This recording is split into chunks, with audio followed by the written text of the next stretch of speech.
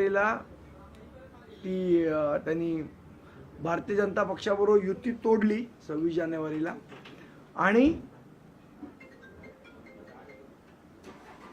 त्यानंतर सन्माननीय श्रीधर पाटणकर आणि उद्धव साहेब यांनी आमचे फोन उचलणं बंद केलं।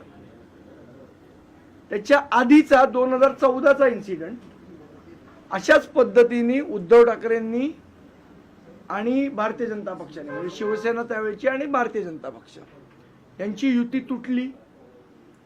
त्यानंतर उद्धव साहेबांनी सन्माननीय राजसाहेबांशी संपर्क केला, दोघं बोलले आणि असं ठरलं की आपण एकत्र लढवूया।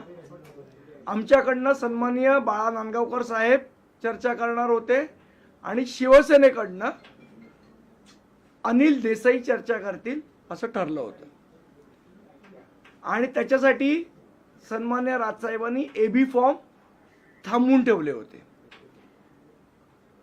2 दिवस झाले, ना अनिल देसाई फोन उचलायला तयार, ना उद्धव ठाकरे फोन उचलायला तयार आणि अनिल देसाईंनी शेवटपर्यंत स्वतःचे एबी फॉर्म वाटायला सुरुवात केली, पण मनसेचे एबी फॉर्म आम्ही थांबवून ठेवलेले।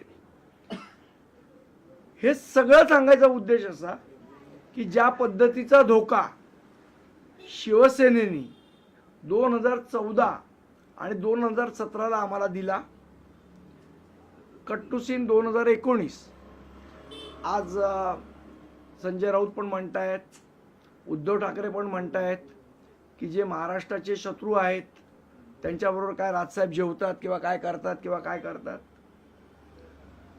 2019 पर्यंत हे तुमचे शत्रू नव्हते। आपल्याला आठवण असेल 2019ची लोकसभा मी खास करून आठवण करून देतो।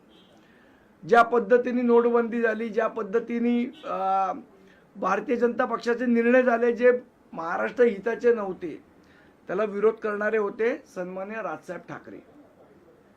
आपल्याला आठवण असेल त्यावेळेच्या त्यांच्या सभा, त्यावेळेला भारतीय जनता पक्ष गोड होता, चांगला होता, कारण भारतीय जनता पक्षाने 50-50% सत्तेचा वाटा द्यायचं कबूल केलेलं। जी ब्ल्यू सी मध्ये प्रेस कॉन्फरन्स झालेली तोपर्यंत भारतीय जनता पक्ष चांगला होता।